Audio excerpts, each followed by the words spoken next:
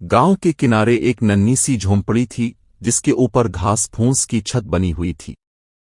दरख्तों के झुंड और खेत खलियानों के बीच ये झोंपड़ी किसी कहानी की दुनिया का हिस्सा लगती थी। इस झोंपड़ी में दो भाई अपने अपने घरों के साथ रहते थे। बड़ा भाई रघु और छोटा भाई शामू। रघु की बीवी निर्मला अपने दिल की भोलपन और नेक नीति की वजह से पूरे गांव में भोली बीवी के नाम से मशहूर थी, जबकि शामू की बीवी कमला दौलत और सामान के लालच में डूबी रहती थी, इसलिए लोग इसे लालची बीवी कहते थे। सुबह का वक्त था। निर्मला आंगन में बर्तन मांज रही थी।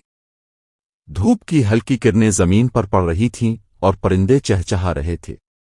वो धीरे धीरे अपने काम में मसरूफ थी और साथ साथ भजन गुनगुना रही थी। इतने में गांव की एक औरत आई और बोली, अरे निर्मला, तुम हमेशा खुश और मुतमईन रहती हो, क्या कभी तुम्हें ज्यादा सोने चांदी या कपड़ों की ख्वाहिश नहीं हुई? निर्मला मुस्कुराई और बोली, भला इससे बड़ी दौलत क्या कि शौहर मेहनती है, घर में सुकून है और दिल में सुकून है। जो मिल जाए इसी में खुशी ढूंढ लेना ही असल दौलत है। दूसरी तरफ इसी वक्त कमला अपने घर में शौहर शामू से झगड़ रही थी। देखो शामू, वो चीख कर बोली, मेरे देखते देखते सब औरतों के पास सोने के जेवर हैं, नए साड़ियां हैं और हमारे पास कुछ नहीं। क्या फायदा ऐसी जिंदगी का? शामू शर्मिंदा सा होकर बोला, कमला, मेहनत करके जितना मिलता है हम खाते हैं। लालच अच्छी चीज नहीं, जो मिला है इसी पर शुक्र करो। मगर कमला ने गुस्से से बर्तन पटक दिए और कहा, नहीं, मैं अब यूं ही खाली हाथ नहीं रहूंगी। मुझे चाहे जैसे भी हो, ज्यादा दौलत चाहिए। इसी दौरान गांव में एक जोगी आया। वो दरख्त के नीचे बैठकर मंत्र पढ़ने लगा। दोनों बहनें निर्मला और कमला इसके पास पहुंची। निर्मला ने अदब से पूछा, बाबा जी, हमें दुआ दीजिए कि घर में सुकून और खुशी बनी रहे। कमला ने फौरन कहा, बाबा जी, मुझे ऐसा मंत्र दीजिए कि मेरे घर में दौलत का खजाना बरसने लगे। जेवर, साड़ियां और नौकर चाकर सब मुझे मिले। जोगी मुस्कुराया। उसने निर्मला को आशीर्वाद देते हुए कहा, बेटी, तेरा दिल साफ है, खुशियां तुझे खुद ढूंढ कर आएंगी। फिर इसने कमला की तरफ देखा और कहा, लालच हमेशा इंसान को बर्बाद करता है। अगर तू चाहे तो मैं तुझे एक मंत्र दे सकता हूं, मगर याद रखना, ये तेरी आजमाइश होगी। कमला ने फौरन कहा, बाबा जी, मुझे आजमाइश मंजूर है, बस दौलत चाहिए। जोगी ने एक मुट्ठी राख दी और कहा, इस राख को अपने घर की चौखट पर डाल देना। जो तुझे चाहिए वो मिल जाएगा, लेकिन हर चीज की कीमत चुकानी पड़ती है। कमला खुशी खुशी वो राख लेकर घर आए। उसने शामू को कुछ न बताया और रात के वक्त चौखट पर राख डाल दी। सुबह होते ही देखा तो घर में नए बर्तन, कपड़े और जेवर के ढेर लगे हैं। कमला की खुशी का ठिकाना ना रहा।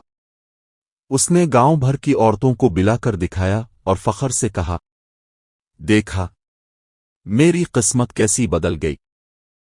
लेकिन वो भूल गई कि हर चीज की कीमत भी होती है। उधर निर्मला के घर में सुकून और प्यार था।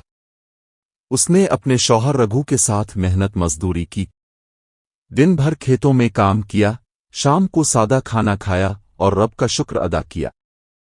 गांव के लोग उसके पास बैठकर कहानियां सुनते और सुकून पाते। कमला के पास दौलत तो आ गई, मगर साथ साथ गुरूर और लालच भी बढ़ गया। वो निर्मला को हिकारत से देखती और कहती, अरे भोली बहन, देखो मैं कैसी मलिका बन गई हूं और तुम अब भी बर्तन मांजने में लगी हो। निर्मला मुस्करा कर कहती, कमला बहन, खुशी सिर्फ दौलत से नहीं मलती, दिल की नेकी और सुकून से मलती है। वक्त गुजरता गया। कमला के पास दौलत बढ़ती रही मगर उसके दिल का सुकून खत्म हो गया। जेवर होने के बावजूद वो हर वक्त नई चीजों के पीछे भागती। शौहर शामू दिन बदन परेशान रहने लगा क्योंकि बीवी की फरमाइशें खत्म होने का नाम नहीं लेती थीं। ایک دن شامو نے کہا، کملا، یہ سب تو ہے، مگر ہمارے بیچ پیار کہاں ہے؟ سکون کہاں ہے؟ کملا نے تڑخ کر جواب دیا، مجھے سکون زوروں اور کپڑوں میں ہی چاہیے۔